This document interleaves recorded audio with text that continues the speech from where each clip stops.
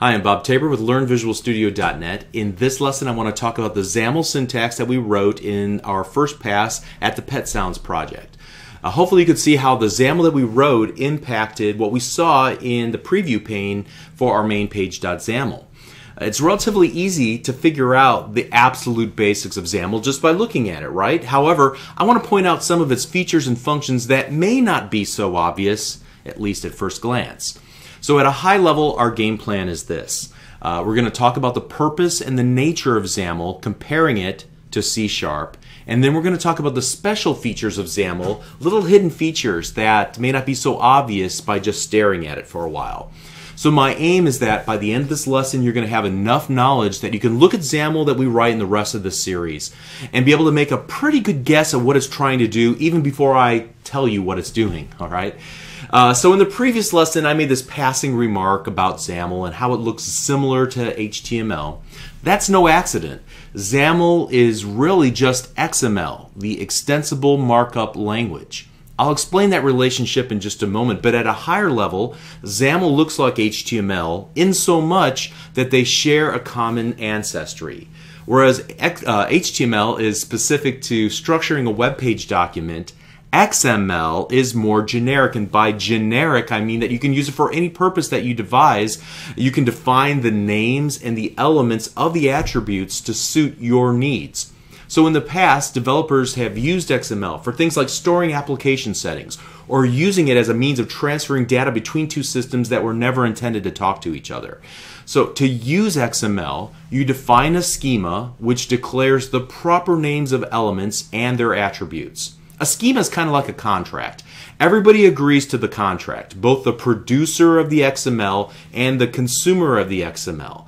They agree to write and to read the syntax of a particular flavor of XML in a specific way to conform to the rules that are set up in the schema.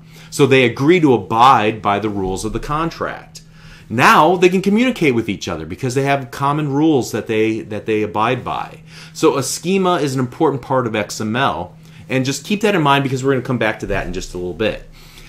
XAML is a special usage of XML. Now obviously we see that, at least in this case, XAML has something to do with defining a user interface in our phone app's UI. So in that regard, it feels very much like HTML, but there's a huge difference. XAML is actually used to create instances of classes and set the values of properties. So for example, in the previous lesson, we defined a button control like so, right?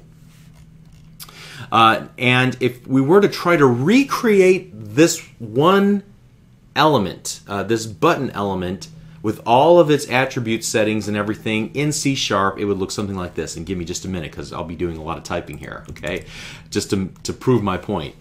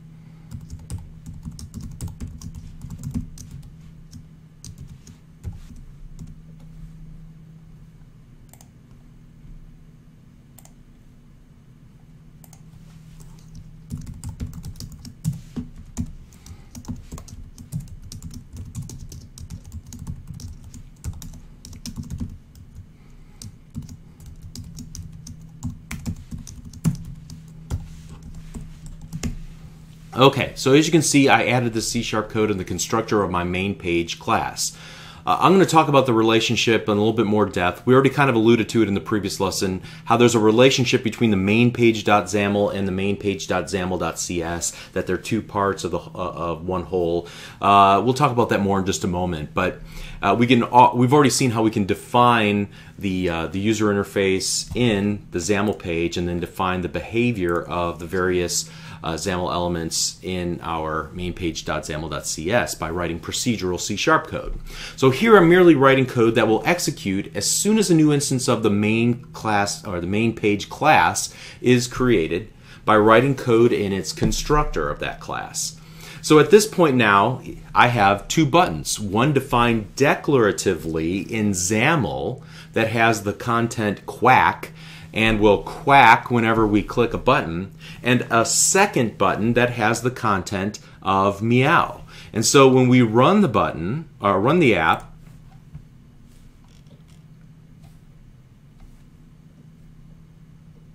we only see one button. Why did that happen? Well, that's because the button that we just created procedurally in C# in the constructor of our main page class is sitting on top of our previous button that we defined in XAML. And so just to prove it, what I want to do is add one more line of code that will move our new button out to the right-hand side. So here's what we'll do.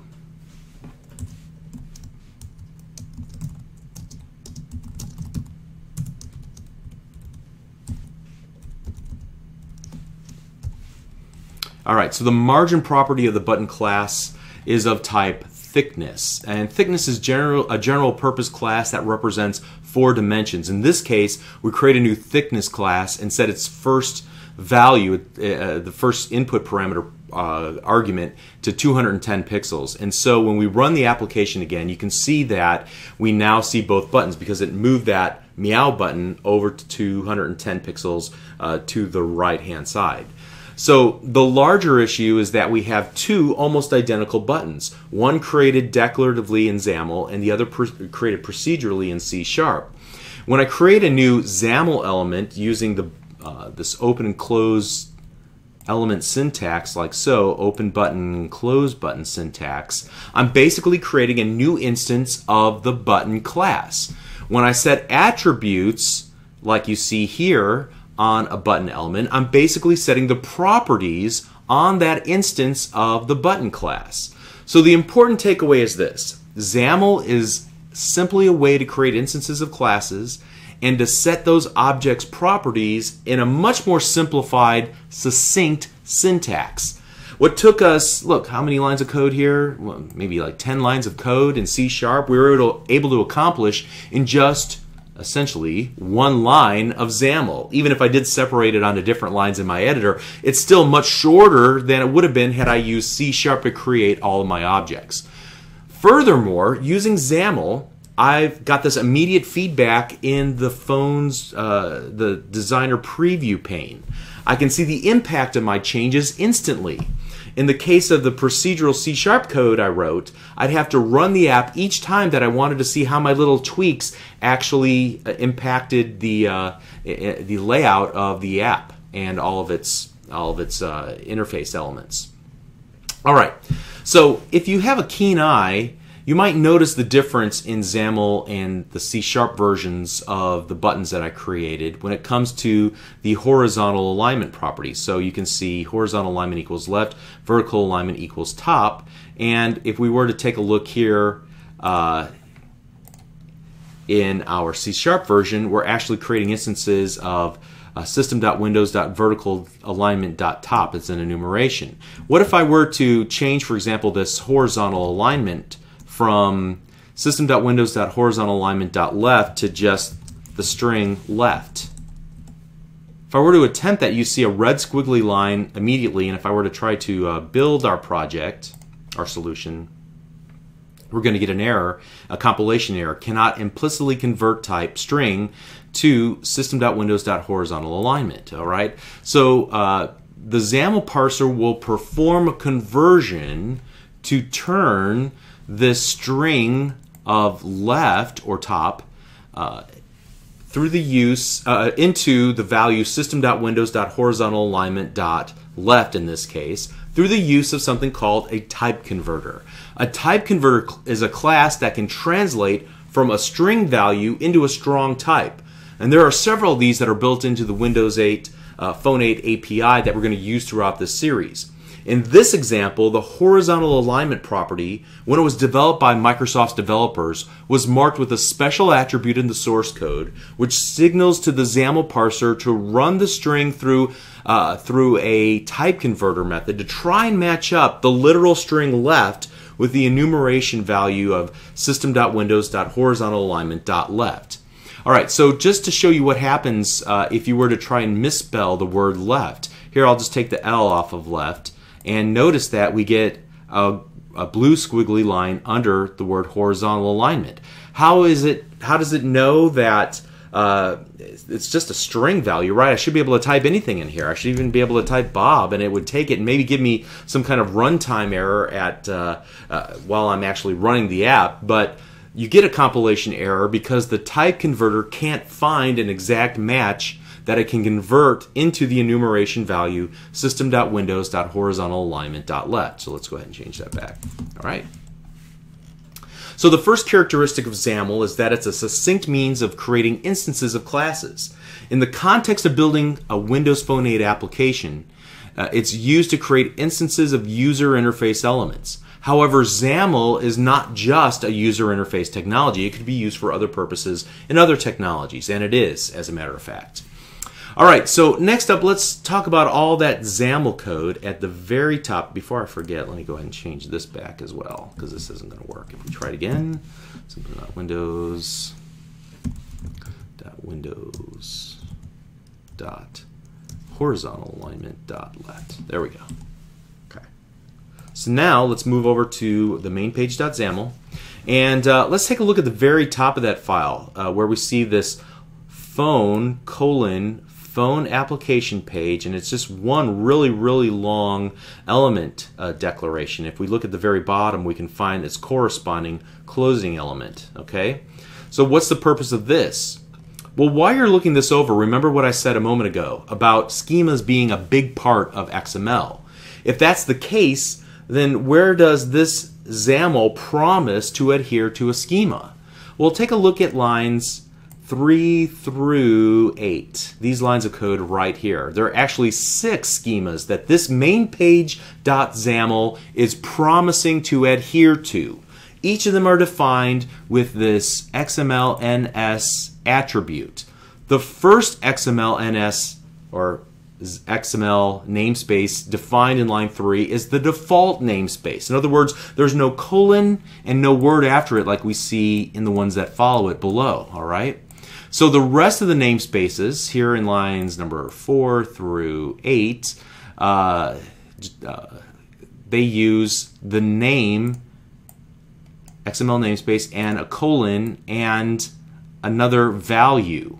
So just to be clear, the colon X or the colon phone or the colon shell is the namespace that's associated with a given schema, what we called a contract earlier. So each element and attribute in the rest of this main page.xaml must adhere to at least one of these schemas that are defined at the very top of this XML document. Otherwise, the document is said to be invalid.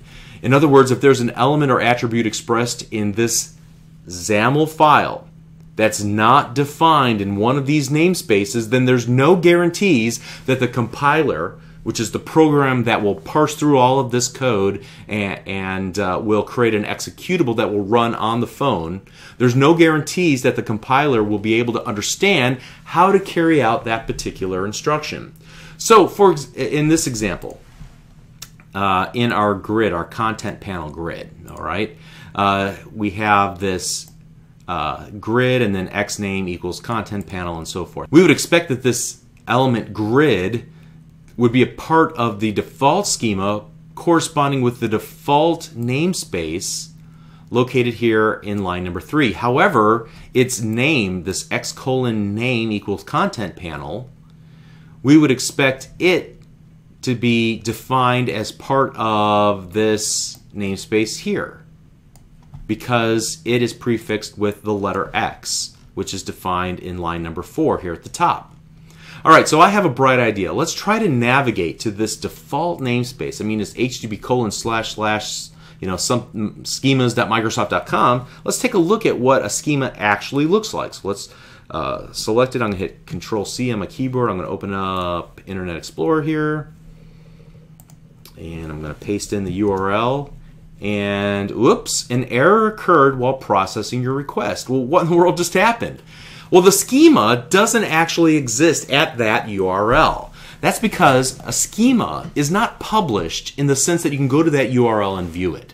Instead, a schema is simply a unique name, similar to how we use namespaces in C# to identify two classes that might have the same name.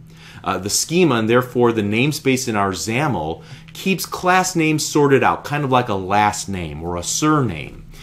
So this URL, or more properly, we should refer to it as a URI, a Uniform Resource Identifier, rather than a URL, which is a Uniform Resource Locator. So this URI is used as a namespace identifier. The XML namespaces are simply instructions to the various applications that will parse through the XAML. With the Windows Runtime XAML parser will be seeking to turn it into executable code, while the Visual Studio and Blend designers will be seeking to turn it into a design time experience. So the second XML namespace defines a mapping, this :x, as belonging to this schema. schemas.microsoft.com/winfx/2006/XAML. Therefore, any attributes or element names that are preceded by the X prefix means that they adhere to this second schema. So what's the difference? Well, it's subtle, but the second schema defines the intrinsic rules for XAML in general. The first schema, our default schema, is actually defines the contract or the rules for Windows Phone 8 specific usage of XAML. In other words, the fact that we can work with the grid or the button or the media element and the other Windows Phone 8 XAML elements without using a prefix means that they're defined in the default namespace. All right, so now let's take a look at lines number 5 and 6. You can see that they're at a different URI, one that takes its cues from the Microsoft.phone CLR namespace and are defined in assemblies called Microsoft.phone. And these were installed on our computers when we installed the Windows Phone API 8.0. So you can see actually where this phone prefix is used here for the phone application page. If we were to take a look at phone application page, so let me just do a quick little bit of investigative journalism here. And let's search for this in Bing.com and find this in on MSDN.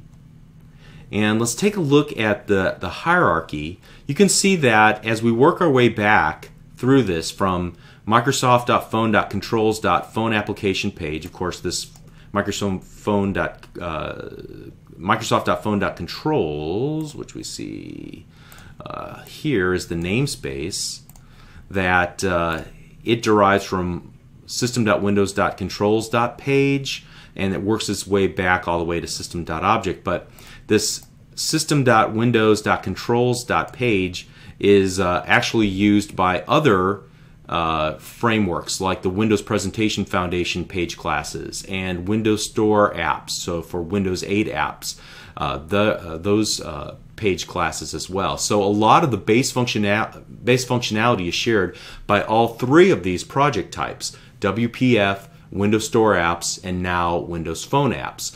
So the upside is that you're able to leverage what you learn in this series of building Windows Phone apps to also WPF desktop apps and Windows Store apps as well. Of course, there will be differences, but there's a lot in common too, and so we can trace that lineage back.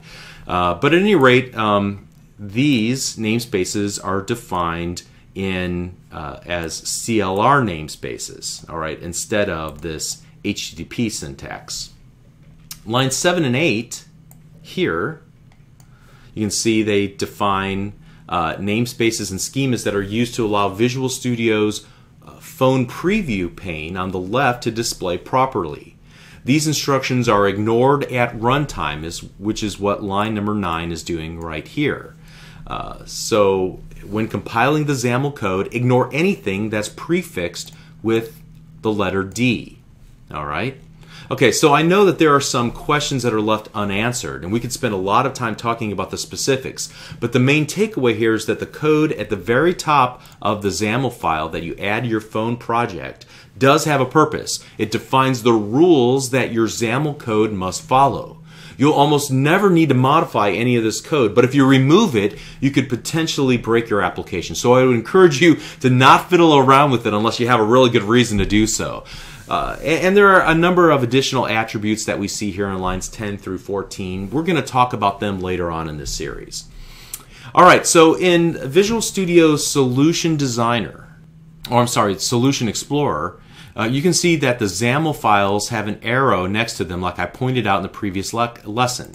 So for this main page.xaml, there's also a little arrow that will allow us to drill down and see that there's a relationship with this main page.xaml.cs file. The only difference is that it has this .cs file extension. If you look at the CS version of the file, you'll see that it defines the main page class, and furthermore, it defines it as a partial class. All right? And so the other half of the equation is defined in lines 1 and 2 of mainpage.xaml, where we have this class equal petsounds.mainpage. Now, while it doesn't use the term partial like its procedural counterpart here, it does indicate the relationship between the two. So why is this important? Well, this relationship means that the compiler will combine the output of the mainpage.xaml and the mainpage.xaml.cs files into a single class. This means that these are two parts of a whole. That's an important concept, that the XAML gets compiled into intermediate language just like C# gets compiled into intermediate language, and they both are partial implementations of a single class. So this allows you to create an instance of a class in one file and then use it in another file, so to speak.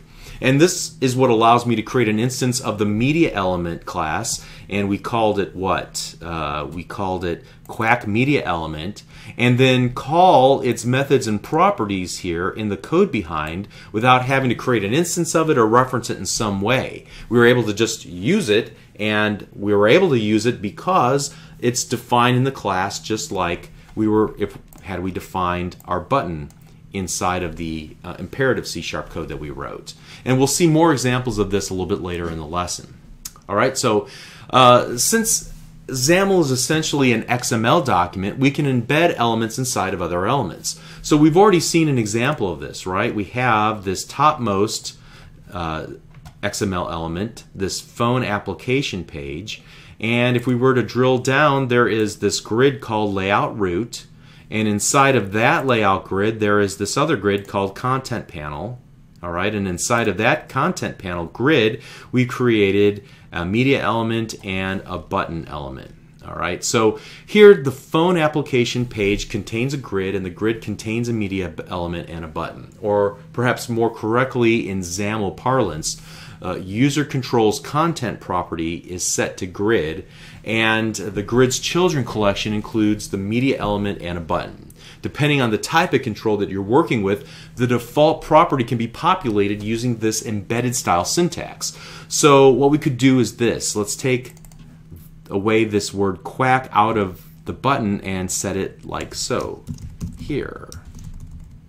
Whoops.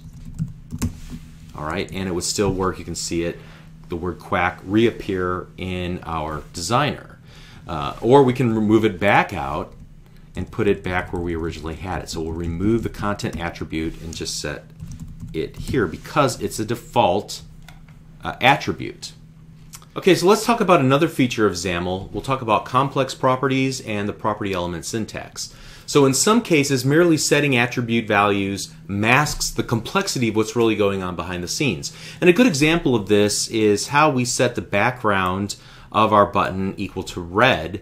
But if you take a look at the C# that was required to do this, we actually created a new instance of an object called the solid color brush, which we had to add a using statement because it's in the system.windows.media namespace.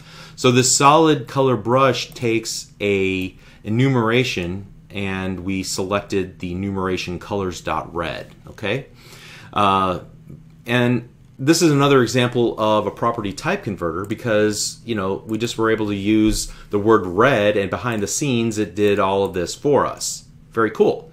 But some attributes are simply too complex to be represented as string values like we did here.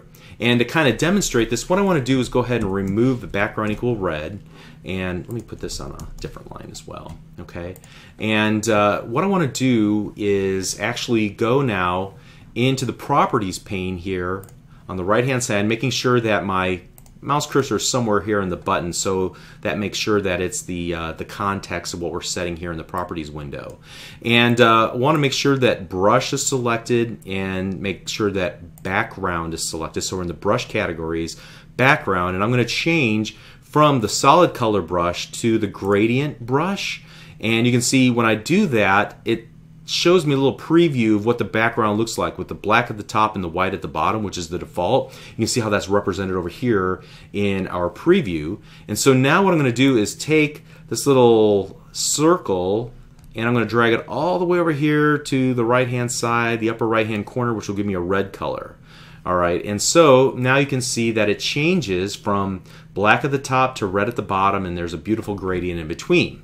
And so, you know, pretty much the importance of this is the XAML that's generated here. No longer do we have a simple property where we can just set background equal to red. Now we have all this generated XAML. And so it's broken out into its own element. This is called a property element syntax, and it's in the form of control.property, and it's a child to the control itself. So the button control has this property element syntax to define the button.background attribute, and it's going to define it as a complex series of XAML settings. And so here we have a linear gradient brush. The term brush means that we're working with an object that represents a color or many colors. So think of brush like a paintbrush. Now this particular paintbrush will create a gradient that's linear in nature. The color will change from top to bottom or from left to right in kind of an equal proportion, I guess you could say. Now admittedly, you would never want to do what I'm doing in this code example because it goes against the aesthetic of the Windows Phone 8 application guidelines. But let's pretend for now that we're expressing our individuality by using a gradient color as the background color for a button. As you can see here in this code example, if we want to define a linear gradient brush, then we have to supply a lot of information in order for it to render the brush correctly. We have to give it the colors, at what point do we want the colors to start and stop. We give it a collection of gradient stop objects, what we should, you know, we start with red with an offset of 1, and we start with the black with an offset of 0 and move on to red with an offset of 1, and so forth, okay, which basically is the color and their positions inside of a gradient. That's what an offset basically is. However, the XAML representing the linear gradient brush in this code snippet is actually shortened automatically by Visual Studio. Here's what it actually should be. Let me go ahead and modify this example and show you what the long form version is.